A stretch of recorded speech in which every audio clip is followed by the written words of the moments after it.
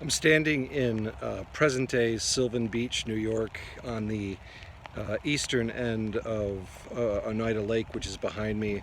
This is a drizzly day.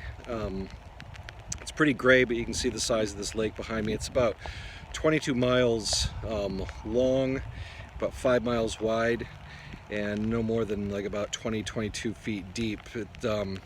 At about almost 80 square miles of water, it's the largest freshwater lake within the boundaries of New York State, so it's larger than any of the Finger Lakes. Oneida Lake was part of the Oneida Carry, which went from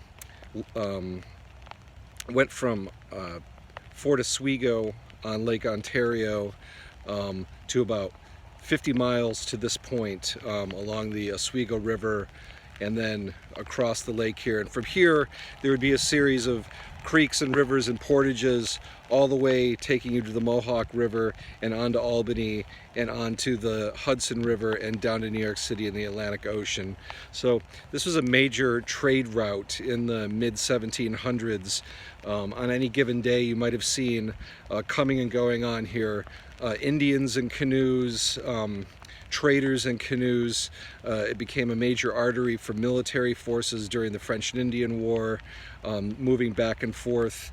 And so this navigable piece of inland water was a major stop on either end for that important trade route of the Oneida Carry.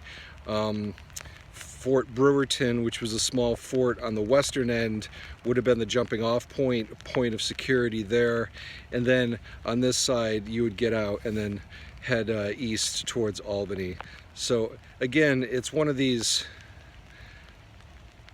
major natural features that figured in so prominently with the Indians in the region, the British in the region, and the French in the region as they vied for control of what would become upstate New York. Nowadays, Sylvan Beach is a holiday beach town during this spring and summer. On a day like today, it's pretty quiet. Most of the businesses are closed up for the season. It does attract fishermen, people hunting in the region during these autumn months and into the winter, and probably even some ice fishing. So it's a